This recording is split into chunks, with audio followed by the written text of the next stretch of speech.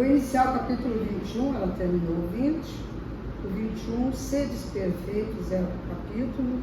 Eu escolhi o item 8, falsos profetas. Quando a gente fala em profeta, parece coisa do passado. Será que tem profeta hoje ainda? Se tem, a gente não ouve falar, né? Mas ao longo vamos discorrer sobre isso e a gente vai ver que realmente existem. Claro que eu vou falar, o item 8 fala sobre falsos profetas. Então vamos iniciar. As exigências da vida desse nosso século, com as distâncias sociais cada vez maiores, e a gente vê isso no nosso dia a dia, né? Gerou os seres humanos, principalmente os jovens de hoje, que não tem muito referencial. Se vocês olharem a vida, não são todos, né? Não vamos julgar, vamos só colocar as questões como elas são de verdade. Os jovens hoje não tem mesmo referencial, parece que eles estão meio perdidos.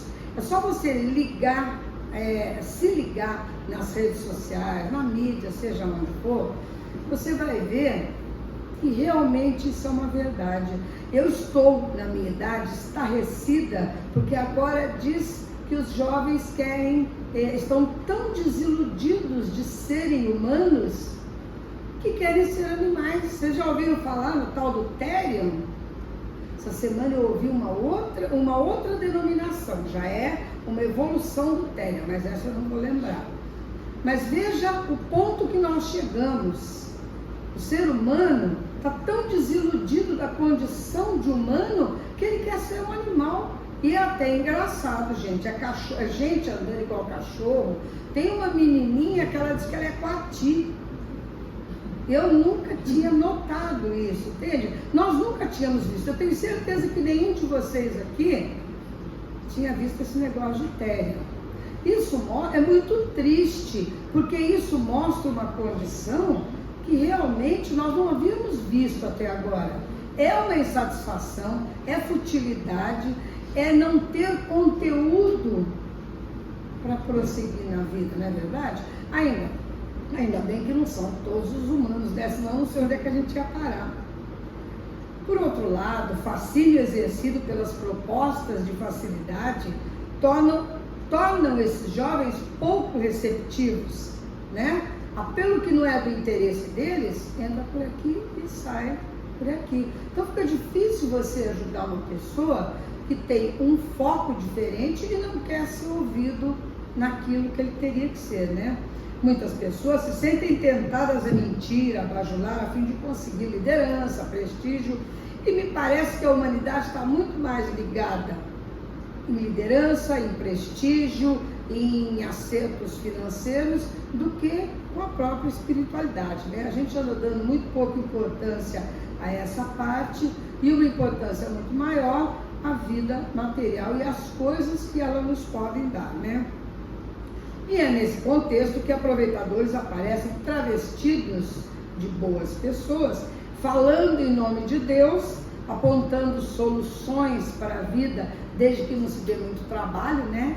Não traga muito trabalho para a gente para solucionar a vida. Então é claro, quando você está insatisfeito, procurando alguma coisa sem que você precise despender muito as suas forças, claro que você vai encontrar pessoas maldosas, pessoas que vão de encontro ao seu interesse, né? Tentando te trazer falsas soluções. Acenam com a felicidade completa, prometem o poder a quem se dispõe a patrociná-lo, porque ninguém dá nada de graça, né? Então existe a contrapartida.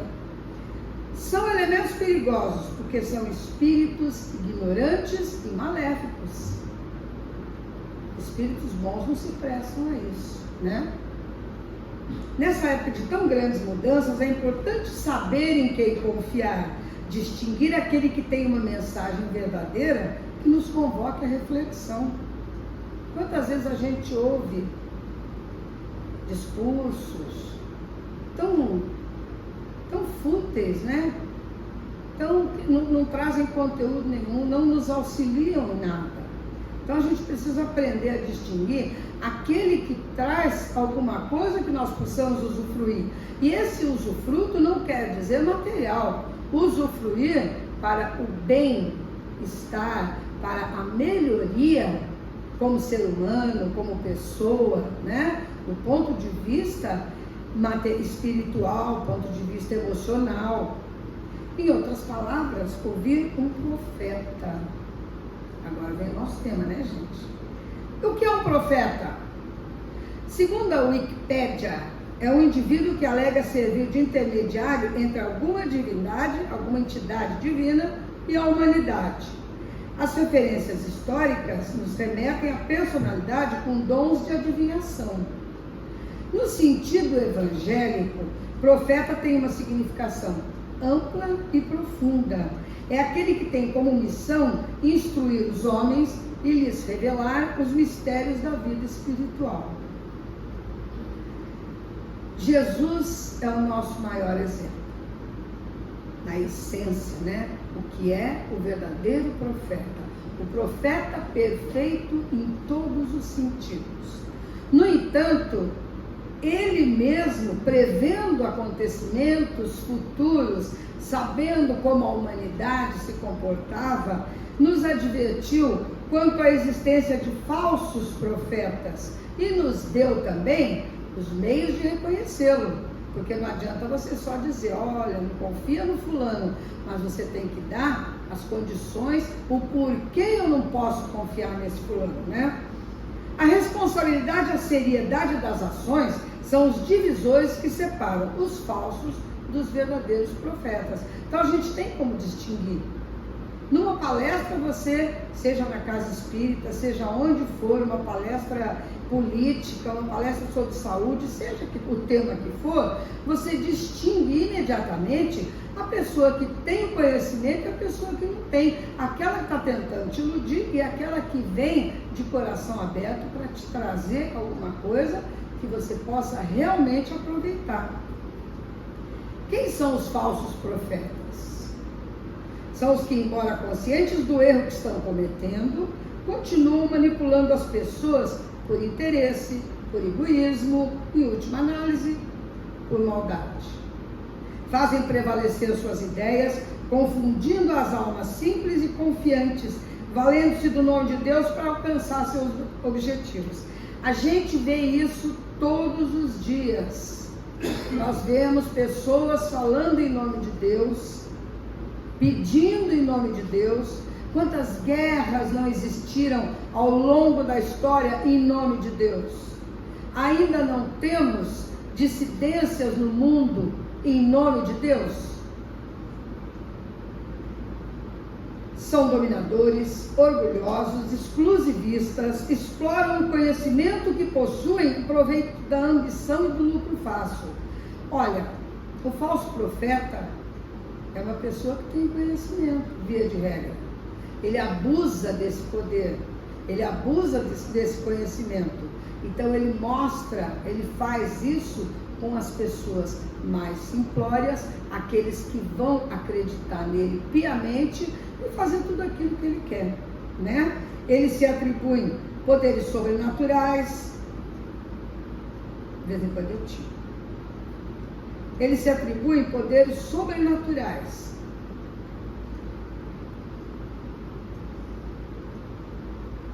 Um minutinho, gente, isso daqui é muito chato de mexer.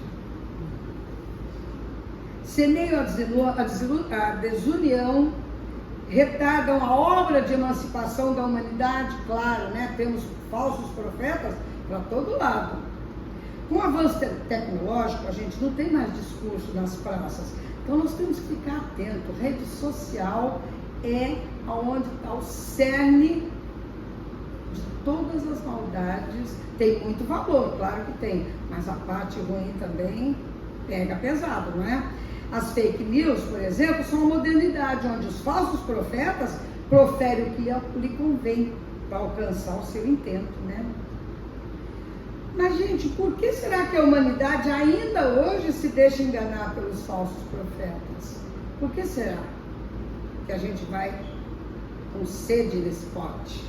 Porque o discurso proferido por eles vem ao encontro dos nossos desejos. Por isso que eles se dão bem. porque eles tocam ali, no nosso íntimo, naquilo que a gente quer. É como se a gente fala, nossa, como você me conhece, é isso que eu precisava. Então, não é para qualquer um ser falso profeta, não. Ele tem que conhecer a humanidade, né? Ele tem que saber os desejos, e ele fala exatamente aquilo que a gente quer. Por isso que a gente cai. Eles nos prometem aquilo que sonhamos: vida faustosa, fama, dinheiro, lazer, ilusões, aventuras amorosas. Então, quem que está nessa terra que não quer tudo isso que eu falei agora? Né? Por isso que eu disse, a gente hoje em dia dá pouco valor à vida espiritual. A gente está enfronhado nessa vida material. Aí, é por isso que a pergunta lá em cima, por que a gente ainda acredita nos falsos profetas? Por causa disso, né? E onde a gente encontra esses falsos profetas, gente, para a gente se cuidar deles, né?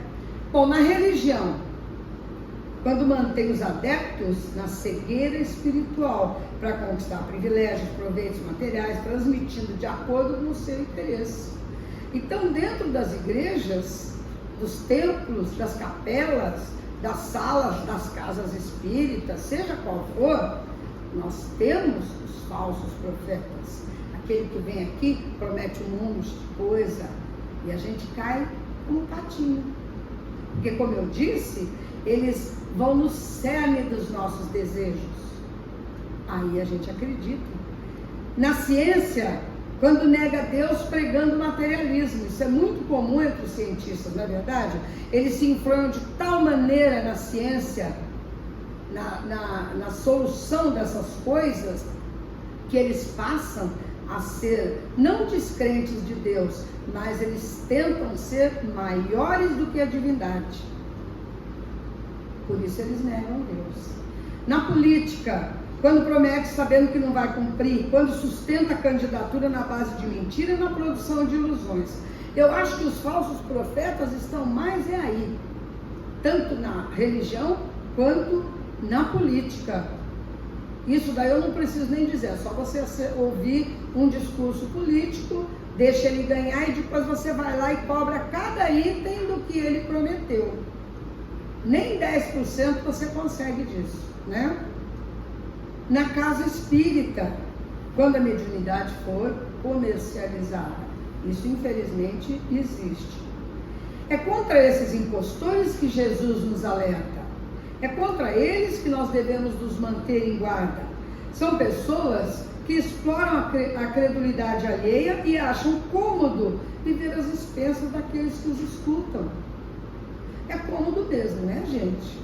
Se eu posso ter todas as minhas necessidades satisfeitas, uma vida faustosa, cheia de luxo, às expensas alheias, eu só vou ter que usar o meu verbo.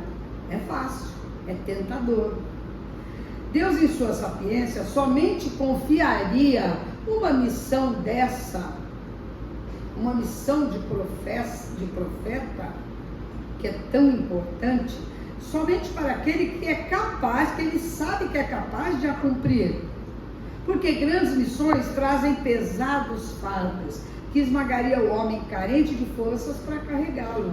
Por isso são escolhidos espíritos que já fizeram suas provas noutras existências, já que precisam se mostrar superior ao meio em que vão atuar, para não sucumbir às tentações. O maior exemplo que nós podemos dar disso é do Chico Xavier. Chico Xavier, se alguém já leu a vida dele aqui, você vai ver que ela nunca foi um mar de rosas, muito pelo contrário, ele foi um espírito que sofreu da hora que ele chegou na Terra. Ele passou por poucas e boas, né? Durante a sua missão, quando ele começou a trabalhar no espiritismo de verdade, as psicografias, ele foi muito malhado, muito. E ele se defendia como podia. O Chico escreveu mais de 500 livros.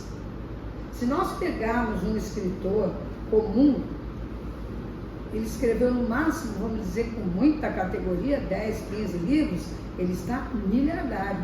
O Chico, com mais de 500, seria uma potência financeira. No entanto, toda a renda era convertida para as casas que ele indicava. Se alguém aqui foi na casa do Chico, ou antes ou depois, deve ter visto a humildade do local que ele vivia. Alguém pode dizer, mas o Chico fazia isso então para esconder, né? Ninguém podia ver que ele era rico, qualquer coisa. Não.